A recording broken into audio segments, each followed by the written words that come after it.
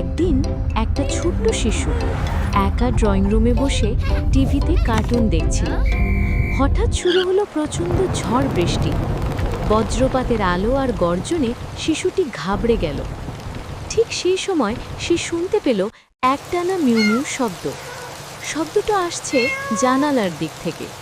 শিশুটি জানালার কাছে যেতেই জানালার অপর পাশে একটা ছোট্ট বিড়াল ছানা এসে দাঁড়ালো। সে বৃষ্টিতে একদম ভেজে গেছে। শিশুটাকে দেখে বিড়াল ছানাটা আরও জোরে মিউমিউ ডাকতে লাগলো। বিড়াল ছানাটাকে ওই অবস্থায় দেখে শিশুটির মায়া হলো। সে দ্রুত জানালার কাঁচ খুলে বিড়াল ছানাটিকে ভেতরে নিল। তারপর একটা তোয়ালে এনে ভালো করে মুছে দিল বিড়াল ছানার ভেজা শরীর। শিশুটির যত্ন আর আদরে বিড়াল ছানাটা চোখে মুখে ফুটে উঠল আনন্দের হাসি।